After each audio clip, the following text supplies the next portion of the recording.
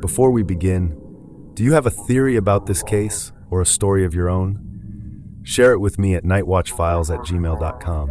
Your insights could become part of a future episode and be read on air. Let's unravel this together. In the early hours of May 1st, 2010, a woman was seen running and screaming down a street in Oak Beach, a secluded gated community on Long Island. Residents Gus Coletti and Barbara Brennan were among the few who reportedly saw her. Gus Coletti stated that the woman, later identified as Shannon Gilbert, appeared to be under the influence of drugs and was barely able to stand. He claimed she entered his house seeking help, but fled after he told her he had called the police. As Shannon ran through Oak Beach, she placed a frantic call to 911, indicating she felt her life was in danger. According to her mother, Mari Gilbert, Shannon was heard saying, "You're trying to kill me," during the call. Shannon's driver, Michael Pack, was waiting to take her back to New Jersey, but she never returned to the car. Pack said that Shannon was irrational, saying that he and the client were trying to kill her. Pack also said he couldn't find her after she ran. Despite the 911 call and reports of a woman screaming for help, the initial response seemed to lack urgency from the police, seemingly due to prejudice against her being an escort. A flyover of the area a few days later yielded no sign of her either, leading officers to conclude she had gone into the ocean, either hysterical or under the influence of drugs. In the meantime, several months after Shannon's disappearance, the bodies of 4 other women were discovered along Gilgo Beach, not far from where Shannon was last seen.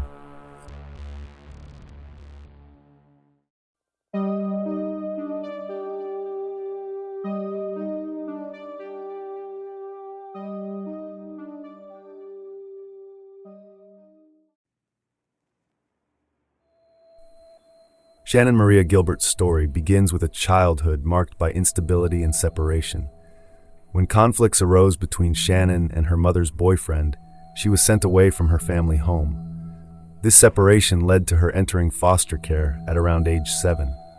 Despite the difficulties, Shannon found a passion for acting, even appearing in a production of Annie during her 8th grade year, which was supposed to be a big homecoming after an agreement between her mother and the state of New York that permitted Shannon to return home to live full-time with her family.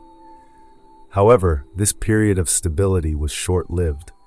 Shannon struggled to fit in with her sisters, who seemed distant, and she eventually left home again. After graduation, her life became a series of starts and stops.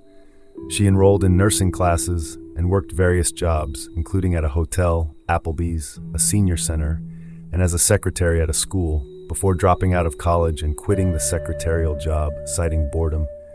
She also left her grandmother's house after being reprimanded for staying out too late. Eventually, Shannon moved to New York City and began working as an escort, advertising her services on Craigslist and Backpage. Despite the risks, she kept working.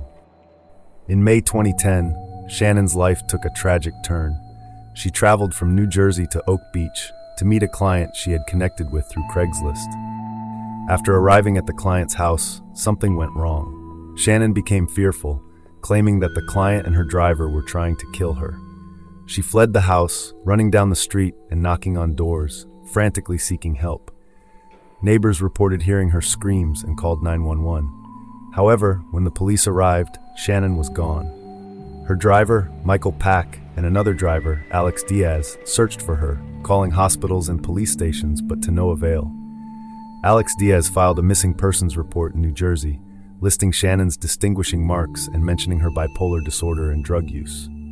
A few days later, Shannon's sisters visited Oak Beach, distributing flyers and seeking information. However, the neighbors offered little help, and it seemed they preferred the sisters had not come at all. With no body, Shannon's case became a run-of-the-mill missing persons case, and the stigma of prostitution further hampered the investigation. According to Oak Beach resident Gus Coletti, police didn't show interest in the gated community's security video. Several cameras record who comes through the front gate at all hours, but by the time the police came back, the tape had already been erased. It wasn't until months later, in December, that a cadaver dog discovered the bodies of 4 other women in the bramble along Ocean Parkway, near where Shannon had disappeared. These discoveries brought renewed attention to Shannon's case, but her whereabouts remained unknown. The investigation into the 4 women's bodies found on Gilgo Beach began in December 2010, and it was determined that the remains were all within 1/10 of a mile of each other. In early 2011, the case began to unfold as a complex and highly publicized investigation marked by significant discoveries, shifting theories, and increasing public attention. It started with the identification of the first 4 victims based on their DNA profiles as Maureen Brainerd Barnes, Melissa Barthelme, Megan Waterman, and Amber Costello, confirming that none of the 4 bodies found were a match for Shannon Gilbert. Authorities later determined that all 4 women were petite and in their 20s and had come to New York to work as escorts on Craigslist. This discovery immediately signaled a potential serial killer case. News outlets and true crime shows quickly descended on Long Island's South Shore, turning the investigation into a media spectacle.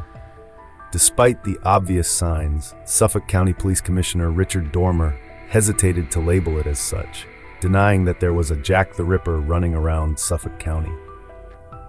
As the spring of 2011 progressed, law enforcement appeared beleaguered, with some officers subtly blaming the victims.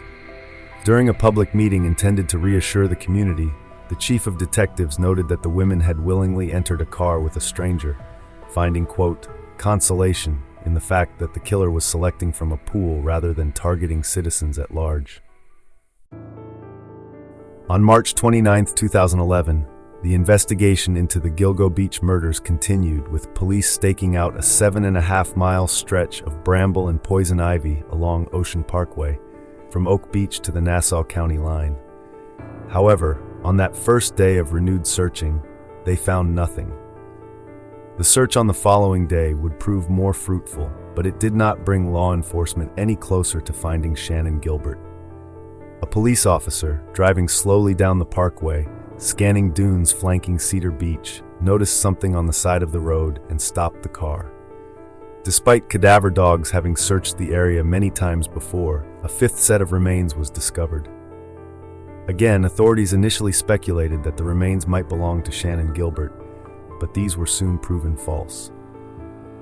Moreover, this discovery was distinct from the initial 4.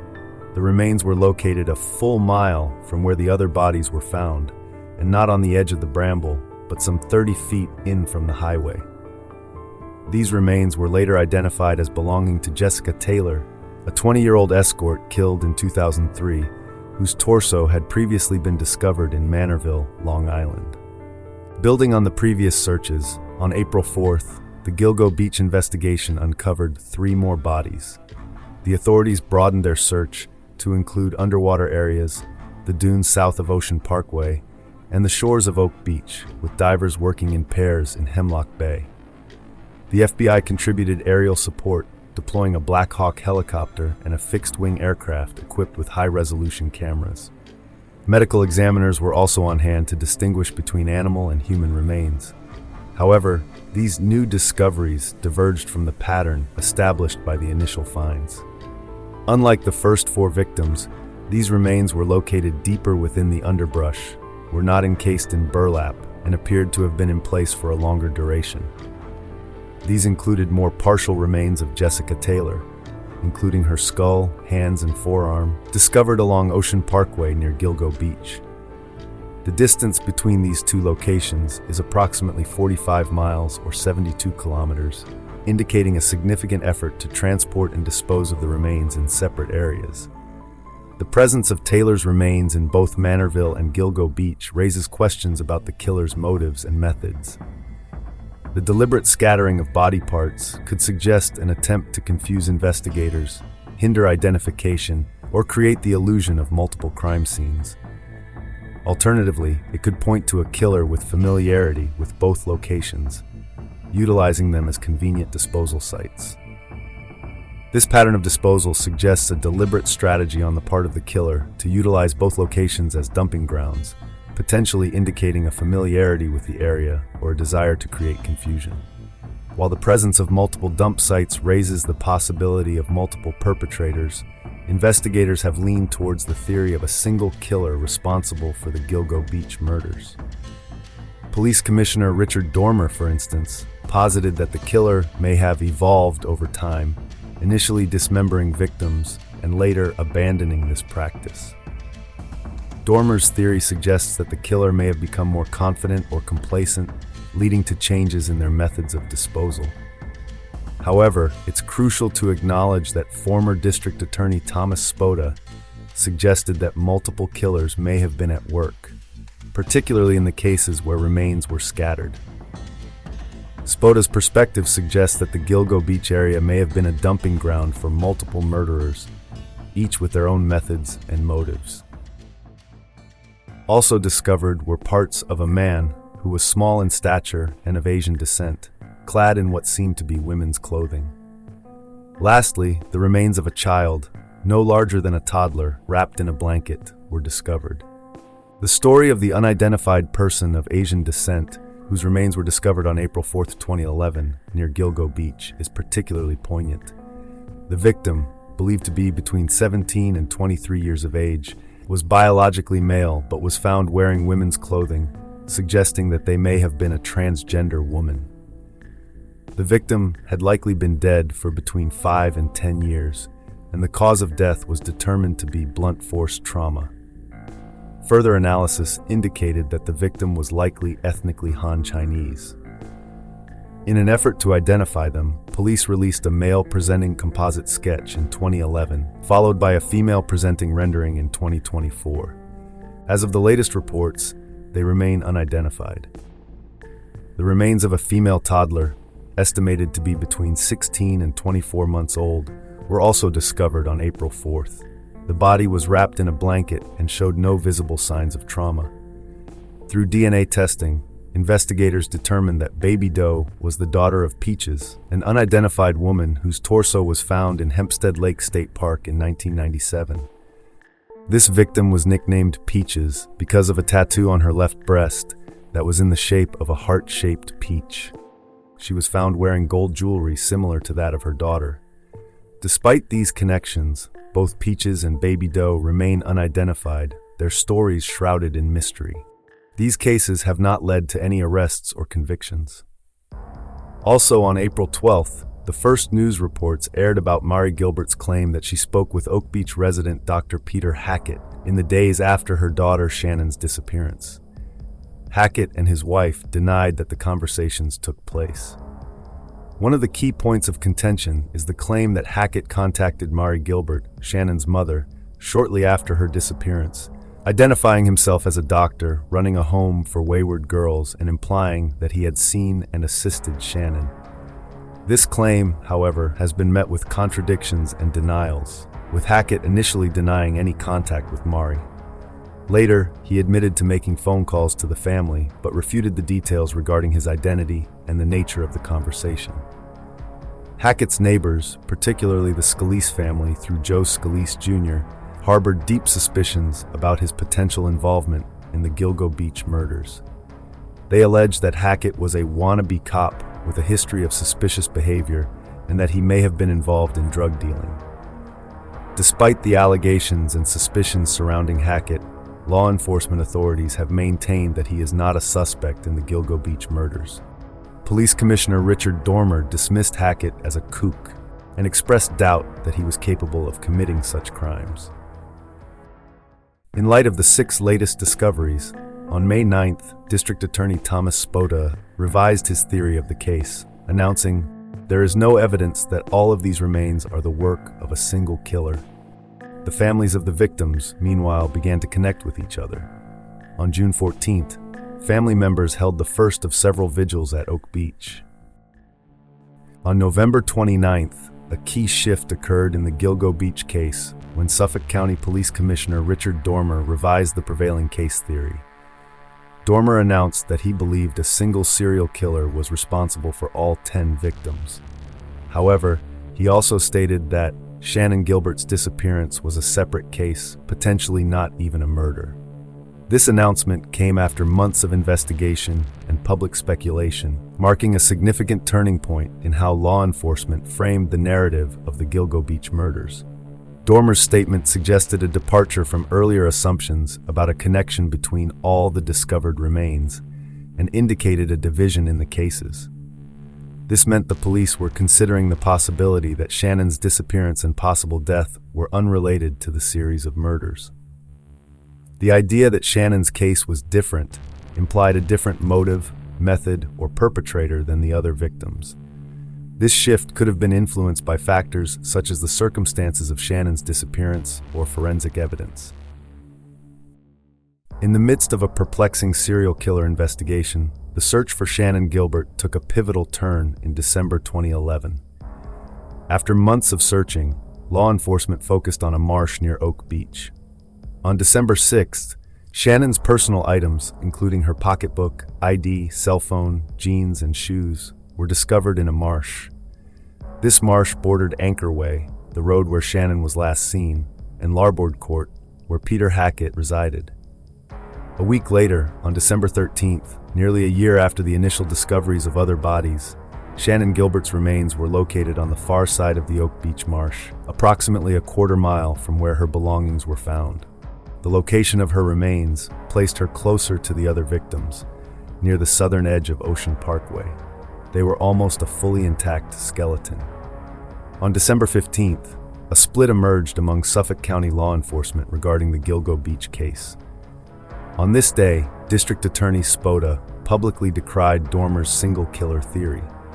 The same day, County Executive-elect Steve Ballone named Edward Weber as Dormer's replacement as police commissioner, which would be effective starting January 1st. Despite the recovery of Gilbert's remains, the circumstances surrounding her death remained a subject of debate. Authorities initially suggested that Gilbert had accidentally drowned in the marsh, possibly due to drug-induced psychosis or disorientation. However, this theory was met with skepticism from Gilbert's family and independent experts, who argued that the evidence pointed to foul play. While some investigators believed that Gilbert's death was connected to the other victims found along Ocean Parkway, others maintained that her case was distinct.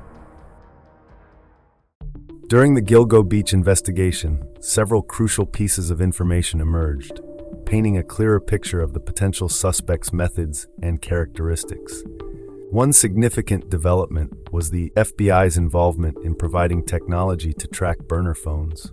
By 2011, the FBI began offering assistance to see if the numbers of these phones appeared in the records of cell towers on Long Island. This technology was crucial because it allowed investigators to sift through voluminous data to find potential patterns. The FBI provided cell tower information that traced the signals from the possible killer's burner phones to 2 geographic boxes, one in central Long Island, including Massapequa Park, and one in Midtown Manhattan. This suggested he potentially commuted between central Long Island and Midtown Manhattan. Investigators also established key facts about the victims and the killer's methods. The police knew the killer targeted women who posted ads on Craigslist. They learned the killer used camouflaged burlap straps to bind the victims. This indicated the killer might be a hunter. The police knew the killer used hard-to-trace burner phones to contact each woman, using a different phone for each victim. For example, the killer made 16 calls or texts to Maureen Brainard Barnes before she vanished in 2009, and 4 before Melissa Barthelme disappeared. Maureen Brainard Barnes, a dreamer from Norwich, lived a life marked by both hardship and a deep connection to her family.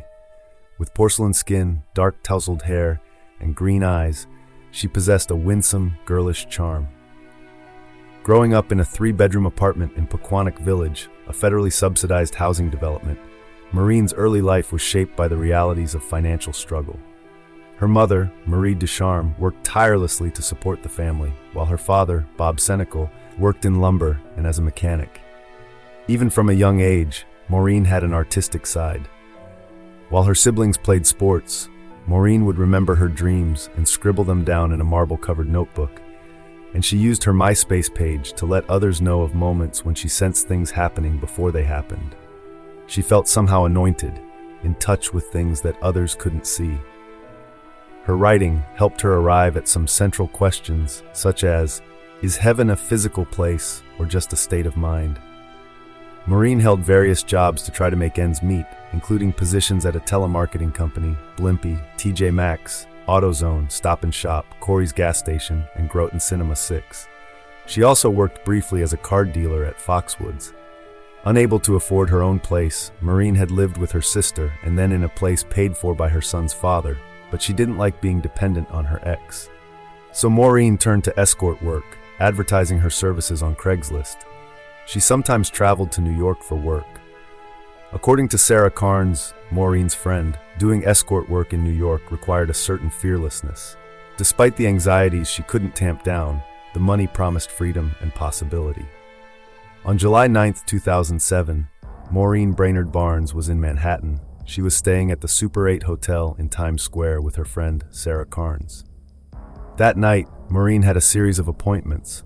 Sarah and Maureen had been staying in room 406 of the Super 8. Alarm bells started ringing when Maureen didn't return calls and texts. Sarah called Maureen's phone and left a voicemail. "I heard what happened. You need to call me back." An acquaintance had informed Sarah that Maureen had been robbed of $5,000 by a man with dreads whom they had met the previous night. Sarah was skeptical because she knew Maureen didn't have that much money. Maureen called her sister Missy, at home in Groton with her husband Chris Can and their 3 children. On the phone, Maureen kept things light and didn't say anything about being robbed or being in trouble, or how she had to appear in eviction court on Tuesday, July 10, or that she needed cash or she'd be out on the street. Instead, she said she was calling from Penn Station and asked, "Can Chris come pick me up?" But Missy declined because it was late and Chris had to work in the morning. Maureen then asked Will, her younger brother, if he could pick her up, but he was also unavailable because he had to work. Ultimately, Maureen said she had enough money to take the train herself. Maureen never made it back home to Connecticut. On Tuesday, when Missy called Maureen, there was no answer. Missy assumed Maureen was either catching up on sleep or had simply run out of minutes on her phone. However, by Wednesday, Will contacted Missy with growing concern, revealing that he hadn't heard from Maureen either, and that her phone was going straight to voicemail. Driven by mounting worry, Missy and Will contacted the Norwich police on Thursday. To their dismay, the officers dismissed their concerns upon learning that Maureen worked as an escort in Manhattan and might be avoiding her responsibilities due to financial troubles. Determined to find answers, Missy sought information from Sarah Carnes, learning the location of the Super 8 Hotel in Manhattan where Maureen had been staying. Will and Chris then rode their motorcycles to the Super 8. There, the hotel clerks feigned ignorance, claiming to have no memory of Maureen, although the hotel records indicated that Maureen had checked out on Tuesday, the very day she was supposed to be back in court. There is no evidence indicating that Maureen attended the hearing.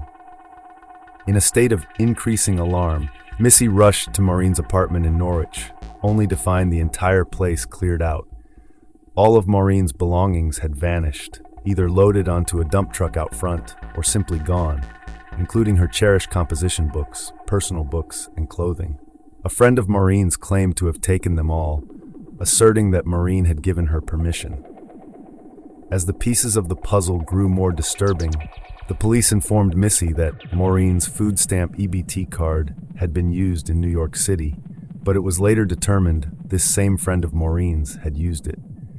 This person was never publicly identified, and there's no evidence that they had been considered a suspect at any point in the investigation.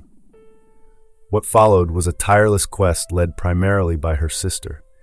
She hacked into Maureen's email accounts seeking clues, scoured adult websites for any sign of her, and relentlessly contacted police in both Groton and New York for updates. Even after a lead emerged from Maureen's Craigslist activity that pointed to a New York police officer, and a ping from Maureen's cell phone registered at a water tower on Fire Island, the search yielded nothing. Melissa Mary Barthelemy was born on April 14, 1985, to Lynn Barthelemy. She entered the world after 18 hours of labor, weighing 7 pounds 9 ounces. Shortly before Melissa's birth, her grandmother Mary passed away during an epileptic seizure, and Lynn named her baby Melissa Mary Barthelemy. Lynn returned to school 6 weeks after Melissa was born and took a job washing dishes after school at the Manhattan Manor nursing home, a job she would hold for 25 years. Lynn was often too busy working to pay attention to Melissa, who was left to police herself. As a little girl, Melissa was adorable and smart, just like her mother had been. Despite her pixie looks, she was formidable and quick to shout down someone twice her size for looking at her the wrong way, which reminded everyone of Lynn. When Melissa was about 16, Lynn sent her to live with her father, Mark, in Dallas, Texas. However, the reunion failed, and Melissa often complained about her stepmother. After Melissa returned from Texas, she, along with Lynn and Amanda, her younger sister, shared a residence in Alden. This move occurred after Melissa's grandparents made the decision to sell their house in Kensington Bailey. With $2,000 left on the mortgage, Elmer and Linda sold their home and purchased a new one in Alden, a suburb of Buffalo. Alden presented a stark contrast to Melissa's previous neighborhood, feeling almost like her experience in Dallas all over again. She expressed her dissatisfaction, finding Alden so boring and noting the predominantly white demographic of her new school. Melissa surprised Lynn by finding a roommate and getting a job working at a pizzeria to make her half of the rent. She re-enrolled at South Park High, the school she most likely would have attended if her family had stayed in Kensington Bailey. After a few months of not speaking, she and Lynn started going out to dinner, and Melissa seemed upbeat, trying to get her life together. Sometime in 2006, Melissa met Gilgo, a fellow escort also known as Mariah in Times Square, and they became close friends. Gilgo saw that Melissa would go with anyone who would rent a room. Melissa was in New York for 3 years until 2009. She learned the parameters of the stroll from Gilgo, including that you couldn't look at or talk to other pimps, and that when there was a pimp on the sidewalk, you had to walk in the street. According to Gilgo, Melissa had nerve and swag. When Melissa would come home to Buffalo for a visit, she, her mother Lynn, Lynn's boyfriend Jeff, and her aunt Dawn would all go out to a club or a corner bar where they could talk and drink. There was none of the old friction. Melissa was a grown woman, making her own decisions. However, Jeff thought that she wasn't making as much money as she wanted to, but she still came back with gifts. In the summer after Melissa moved, Amanda visited her in New York and saw the basement apartment in the Bronx where Melissa was living. In the spring of 2008, Amanda visited Melissa again, but this time things seemed much bleaker.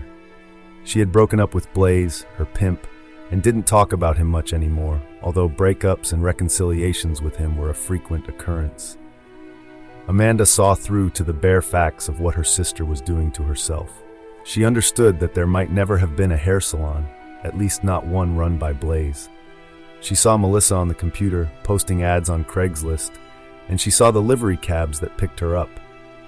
However, Amanda was 9 years younger than her sister and didn't know how to talk about something like this. One day in Times Square, Melissa asked Gilgo to go with her to Buffalo, but Gilgo refused. Melissa seemed sad and mentioned that her mom was putting pressure on her to come home. According to Melissa, the street was getting harder for her and that this was not for her. Gilgo started to see Melissa doing calls without Blaze around. Melissa had more than enough reasons to leave Blaze because she lived on her own and most of the time paid her own rent. As Chloe, Melissa advertised outcalls only. She made enough money to come home to Buffalo at Christmas time and take Amanda and Lynn to a spa for massages. However, there were consequences for breaking her arrangement with Blaze. A few weeks after she returned, Melissa got jumped by a group of women with one man nearby. Police later said she had her cell phone, and a witness heard the man say something like, "This is what you get for disrespecting me," and identified that man as John Terry, Blaze, from a photo the police showed him. On July 11th, Melissa sent a late-night text message to Amanda to firm things up for another visit to New York. The next day, the security camera of her local bank recorded Melissa depositing $1,000 into her account and withdrawing $100 before heading out the door. That afternoon, July 12th, Melissa was seen sitting on the curb outside her building on Underhill Avenue in the Bronx. Her phone records show a call to Blaze that evening, under a minute long, and Blaze would later say that he knew Melissa had lined up another $1,000 date the next night, somewhere on Long Island. He said that Melissa was working on her own and had declined his offer for a ride. When Melissa stopped returning all calls and texts the next day, Lynn and Jeff called off Amanda's trip and began calling local hospitals. Melissa's landlady got worried too when she heard the cats crying and scratching at the door. Lynn and Jeff tried to file a missing persons report, but for 3 days, the police deflected them. Only 10 days later would the police start a missing persons investigation. Only then would they subpoena Melissa's phone records, canvass the neighborhood, and pull a DNA sample from her toothbrush. That was when they learned that her phone records showed access to her voicemail on the night of her disappearance, and that the calls were traced to a cell tower in Massapequa, Long Island. Nearly 2 weeks after she went missing, the police would visit 2 nearby motels, Budget Inn and Best Western, to speak to the staff and review security tapes, and find nothing. On July 16th, the 4th day of Melissa's disappearance, Amanda's cell rang in Buffalo.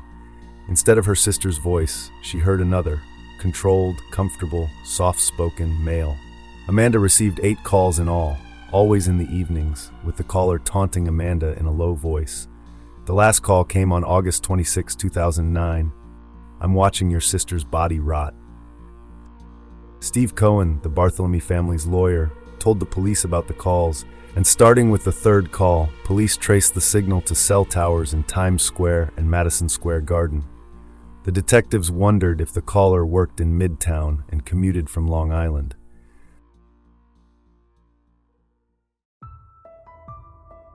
Eyewitness testimony provided a physical description of a potential suspect. The police started looking for anyone who could remember seeing a client of Amber Costello on the night of her disappearance. They found a witness who described seeing a large white male, resembling an ogre, driving a green Chevrolet Avalanche with a distinctive rear door. This description, along with the vehicle details, provided the police with their closest opportunity to target a suspect. Detectives used a program called Lawman to search millions of New York State DMV records. However, the initial database search for the car went nowhere. The Lawman program, using 1990s database technology, struggled with newer vehicles like Avalanches, which were sometimes misfiled by the DMV. In retrospect, a source close to the Gilgo investigators believed that the car must have been miscategorized, causing it to disappear from Lawman's searches.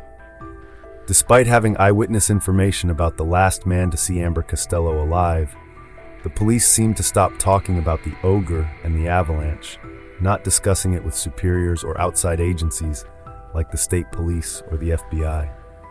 A senior police official with close knowledge of the investigation's first year said that he had no recollection of the Avalanche tip, and for a decade, the lead sat at the bottom of a growing case file. Amber Costello's early life was marked by trauma, instability, and a persistent search for belonging. Born Amber Overstreet on February 12, 1983, she experienced a turbulent childhood in Wilmington, North Carolina. When Amber was very young, her family experienced a traumatic event that deeply affected her. A neighbor named James sexually assaulted her. This event led to the family falling apart, with Amber blaming her mother and her mother blaming herself. Her mother was hospitalized with a nervous breakdown, and Amber's parents separated. The rape had lasting physical and emotional scars, with Amber later telling friends and family that she couldn't have children because of it. In 2005, Amber's mother, Margie, died. Shortly after her mother's death, Amber moved to Florida with her sister Kim and Kim's boyfriend Mike Donato, seeking a fresh start. There, she joined a Christian congregation in Dunedin and immersed herself in the church community.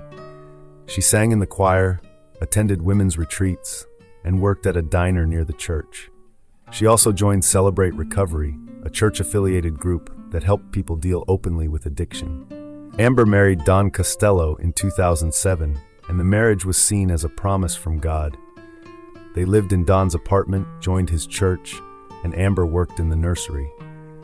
They tried to start a family, but endured a miscarriage and adoption plans that fell through. The euphoria didn't last, and her marriage to Don ended in March 2009. According to Don, she was not truthful throughout our marriage. After her marriage ended, Amber moved to Long Island to clean herself up. Kim was waiting there with a new boyfriend, Dave, who promised to help Amber change her life. Amber, Kim, and Dave became housemates. One night, Amber got hurt doing an out call by herself. She called Dave, crying, saying that a guy had beaten her and thrown her out because she wouldn't give him oral sex. In September 2010, Amber disappeared. On her last night at the house, she was on the phone with a potential client and arrived at an unusually high fee, $1,500 for the whole night. She asked to meet him outside the house, and Dave walked Amber out the door but didn't see her client. According to police records, the same man she was talking with had also been texting her the night before. In December 2010, Amber's remains were discovered along Ocean Parkway in Gilgo Beach. As time passed, the investigation seemed to stall entirely, with police updates becoming infrequent. From 2012 on, the Gilgo Beach investigation was mired in a decade-long stagnation due to a confluence of corruption, political obstruction, and sheer investigative inertia.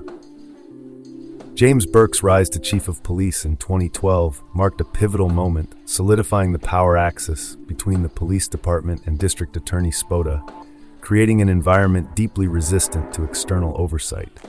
This consolidation of power served to insulate the investigation from the kind of scrutiny that might have unearthed critical leads and propelled the case forward. The FBI's Behavioral Analysis Unit was turned away. The so-called Gilgo Room at Suffolk Police Headquarters became a place for part-time work with little urgency.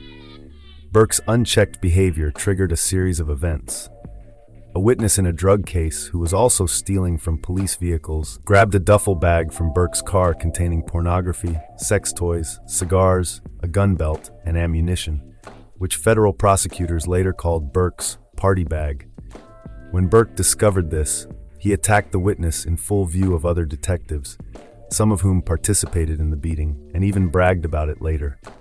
Federal agents began investigating Burke in April, leading Burke to pressure witnesses to participate in a cover-up. Spota's staff used wiretaps and car tracking devices to monitor police detectives they distrusted, searching for blackmail material. Instead of filing subpoenas for more cell tower data in the Gilgo case, Spota's staff wiretapped a police detective they suspected of leaking information about a gang case to Newsday, the Long Island newspaper. The tapes included calls between the detective and FBI agents, as well as the federal prosecutors involved in the investigation into Burke. The FBI was as frustrated with the police and threatened to leave the investigation. The situation was further exacerbated by Burke's ethical freefall, his staff serving him drinks in his office, ordering officers to spy on others, and punishing those deemed disloyal. In December 2012, Burke's unchecked violence inside a police precinct led to a federal investigation. In 2017, Spota resigned after being indicted on charges including conspiracy and obstruction of justice. Tim Sini became police commissioner in 2015, aiming to clean up the mess, but faced pushback due to the deep-rooted culture within the department. Sini opened the county's first conviction integrity unit, which reviewed past cases in which police malfeasance led to gross injustices, potentially alienating some senior detectives. Sini's office kept narrowing the data that police needed to investigate, and the police kept not doing anything with that data. The conflict between the police and Sini seemed to have a direct effect on the Gilgo case. There were conflicts between law enforcement agencies and the district attorney's office. Sini attempted to modernize the investigation, but according to a source close to the Gilgo investigators, police felt he was more interested in his image than solving the case. Megan Waterman's early life was marked by instability and a search for acceptance. She was born on January 18, 1988, in a rented room in Portland, Maine, occupied by her mother, father, and father's new girlfriend. Soon after, her maternal grandmother, Muriel, took her and her brother Greg away from their mother, Lorraine, due to concerns about neglect and abuse. Muriel became a central figure in Megan's life, though their relationship was complex. Megan's childhood was characterized by outbursts, a need for attention, and a tendency to seek adventure. She was known for her ability to shift from rage to charm and often acted out, leading to trouble in school. She was eventually removed from public school after attempting to dunk a child's head underwater. Despite her rebellious behavior, Megan had a vulnerable side and craved acceptance. As a teenager, Megan's behavior became more erratic. She stopped attending school at 17 and worked odd jobs. She had brushes with the law, including arrests for shoplifting and alcohol-related offenses. At 19, Megan became pregnant. The father was a DJ she met at a club. With Muriel's consent, a judge ordered Megan to stay at St. Andre's, a home for unwed mothers, for the duration of her pregnancy. She feared the state would take her baby away. After giving birth to her daughter, Liliana, motherhood initially brought Megan joy and seemed to curb her volatile behavior. However, Megan soon felt new pressures. The financial support she received wasn't enough to provide for herself and her daughter. She sought a way to secure her daughter's future and find personal fulfillment. This led her to begin working as an escort. Her first escort gigs were arranged by a boyfriend named Banks. She then became involved with Akeem Cruz, also known as Vibey, who became her pimp. With the money she earned, Megan moved out of her grandparents and into an apartment. She told her grandparents she was dancing at a strip club. Megan's relationship with Vibey was tumultuous. He was sometimes abusive, and their involvement led to legal trouble. In May 2010, police raided Vibey's hotel room, arresting him and others on drug and weapons charges. In June 2010, Megan disappeared from a Holiday Inn Express in Hauppauge, Long Island. Vibey reported her missing, claiming she had left to get something to eat and never returned. He told Megan's grandmother that Megan had called his phone and said she was getting something to eat and would call when she got back. After Megan disappeared, Vibey became the prime suspect in the eyes of Megan's family. Vibey was eventually arrested on unrelated charges. In December 2010, Megan's remains were discovered along Ocean Parkway in Gilgo Beach. Ray Tierney's path to becoming the Suffolk County District Attorney was far from straightforward. It was marked by setbacks, perseverance, and a deep commitment to seeking the truth. Early in his career, Tierney worked as a junior prosecutor in the office of then District Attorney Thomas Spoda. However, his dedication to justice soon put him at odds with the established order. When Tierney began questioning some corner-cutting in Spoda's political corruption unit, he quickly found himself on the outside. In 2008, he was abruptly transferred to the Rackets Division, a move that effectively derailed his career in the DA's office. "They took my car, they took the phone," Tierney recounted, understanding the message loud and clear. "My career in the DA's office is effectively over. I was way outside the circle of trust." Despite this setback, Tierney never abandoned his pursuit of justice. He continued his career as a prosecutor, first in the U.S. Attorney's Office on Long Island, and later under Eric Gonzalez, the Brooklyn District Attorney. In these roles, he honed his skills in building cases against violent gangs, relying heavily on cell tower data, a technique that would later prove crucial in the Gilgo Beach investigation. During his 13 years outside Suffolk's closed universe, Tierney closely followed the troubles of the Burke era and kept an eye on the Gilgo case, waiting for a break. In 2021, he saw an opportunity to make a difference and ran for Suffolk County District Attorney, making cracking the Gilgo case a central promise of his campaign. While campaigning, Tierney met with the victims' family members, witnessing their frustration and pain. Despite the daunting task, he refused to make promises he wasn't sure he could keep, acknowledging that solving the case still seemed like a needle in a haystack. After winning the election, Tierney partnered with Rodney Harrison, the new police commissioner, to form an interagency task force in 2022, bringing together resources and expertise from various law enforcement agencies. Then, after years of investigative gridlock, the Gilgo Beach case finally gained momentum again, breathing new life into long-dormant leads. A crucial turning point came when investigators revisited an early, yet unresolved clue, the description of a green Chevrolet Avalanche.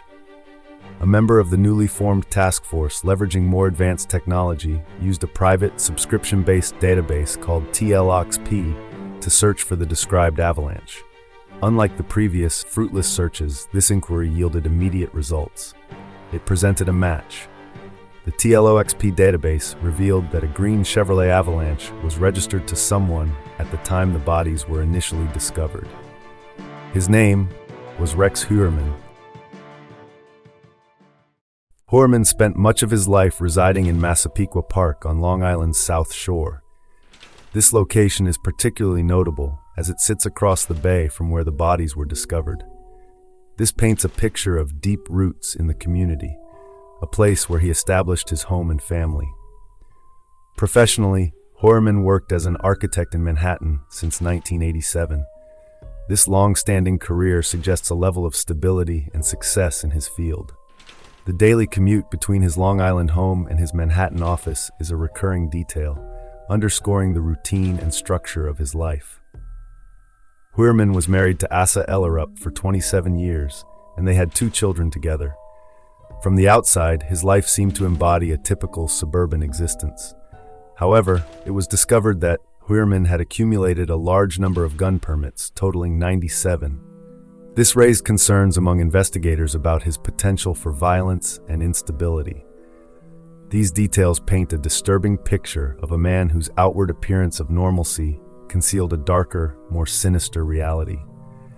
This discovery was more than just a vehicle registration.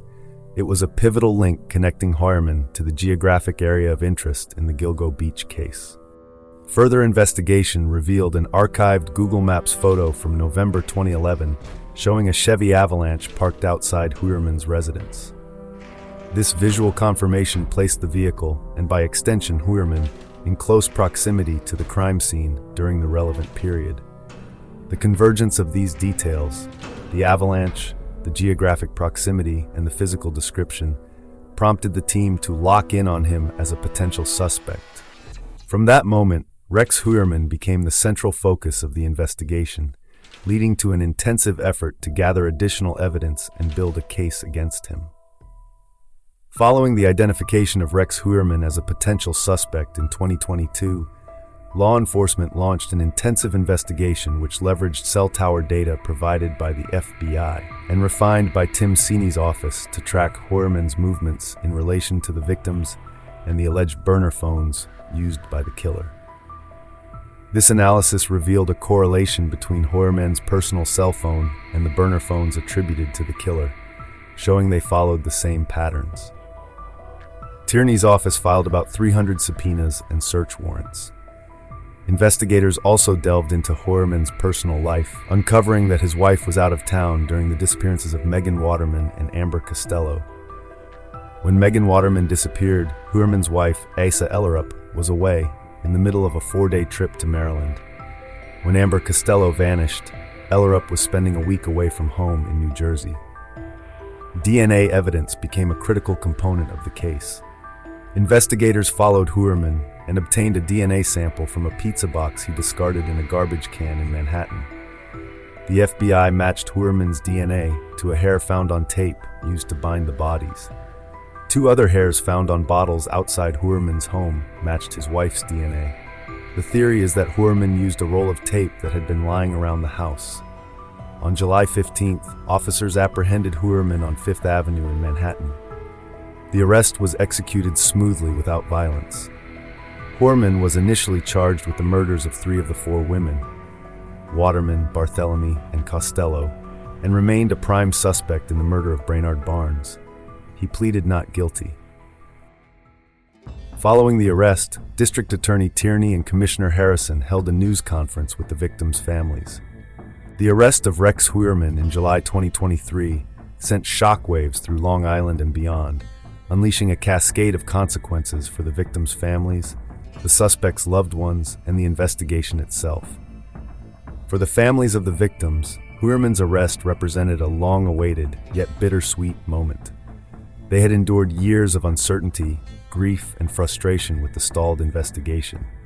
While the arrest offered a sense of closure, it also forced them to confront the horrific details of the crimes and the loss of their loved ones.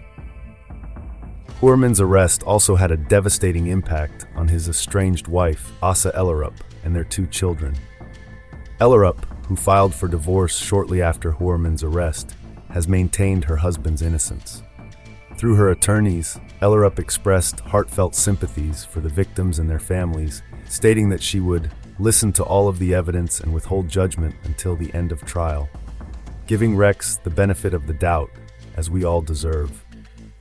Ellerup and her children became collateral damage to Heuermann's alleged actions and are now piecing their lives back together.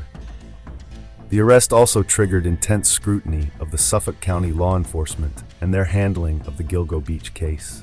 The years of investigative gridlock, alleged mishandling of evidence, and the initial failure to identify Heuermann as a suspect came under renewed examination. DA Ray Tierney acknowledged the past shortcomings and vowed to personally lead the prosecution of Heuermann, signaling a commitment to rectifying the mistakes of the past. Legally, Heuermann faces several life sentences without parole if convicted. He has pleaded not guilty to all charges. His attorney, Michael Brown, has expressed concerns about the DNA evidence linking Heuermann to the victims, calling the testing methods used by a California lab unproven. Prosecutors, however, maintain that the DNA evidence is reliable and state-of-the-art. On Rex Heuermann's computer, investigators discovered what they describe as a chilling blueprint detailing his alleged plans for the Gilgo Beach murders. This wasn't just a collection of notes. It was a meticulously crafted document outlining every stage of the crimes. The blueprint included detailed labels outlining categories such as problems, supplies, pre-prep, prep, and post-event, with references to DNA, tire marks, and blood stains. It highlighted lessons learned from past murders and killing methods that Heuermann had researched. The document allegedly referenced removing tattoos. It also listed a dump site at Mill Road where some of Valerie Mack's remains were discovered. Prosecutors noted evidence of careful and meticulous planning, with the road near where Mack's remains were found labeled DS, believed to stand for dump site. In the year following Heuermann's arrest, he has been charged with additional murders, bringing the total number of victims he is accused of killing to 7. Heuermann's legal team is also considering the possibility of requesting separate trials for the different sets of murders, given the complexity of the case. In the intricate narrative of the Gilgo Beach case, Shannan Gilbert's story stands somewhat apart from the accounts of the other victims, and according to sources, her death has not been officially linked to Rex Heuermann. As the investigation unfolded, law enforcement authorities, including Commissioner Dormer, initially posited that Gilbert's case was separate from the others. This was based on the reasoning that, unlike the other victims, Gilbert had a driver and was not contacted directly by the killer, thus not fitting the established pattern. Despite the discovery of Gilbert's remains in Oak Beach in December 2011, her death was officially ruled as an accidental drowning by the Suffolk County Medical Examiner. However, the circumstances surrounding Gilbert's disappearance and death have been subject to much speculation and debate. The controversy surrounding Gilbert's death led to an independent autopsy of her remains, which suggested strangulation may have occurred. Despite this, her death remained officially listed as an accident. The complexities of the case are also reflected in the perspectives of those close to the investigation. While some, like Joe Scalise Jr., developed theories implicating individuals like Dr. Peter Hackett in Gilbert's death, these theories lacked corroboration. Others, like Missy Cann, believed that Gilbert's death was accidental and unrelated to the serial killer. Even with the arrest and indictment of Rex Heuermann in connection to the Gilgo Beach murders, Shannan Gilbert's death has not been officially linked to him. Heuermann was initially charged in July 2023 with the murders of Melissa Barthelemy, Megan Waterman, and Amber Costello. Later, he was also charged in connection with the deaths of Maureen Brainard Barnes, Jessica Taylor, Sandra Castilla, and Valerie Mack. The official stance is that Gilbert's case remains a separate incident, with her death classified as an accidental drowning. Some family members expressed gratitude that the Gilgo Beach Task Force was able to provide them with a bit of closure. Gloria Allred, an attorney representing some of the families, emphasized that the victims were innocent women who were trying to support themselves and their families. However, for some family members, Heuermann's apprehension and law enforcement's approach may have seemed too little, too late. As of the recording of this episode, Rex Heuermann is in custody, held without bail, as he awaits trial for the Gilgo beach murders.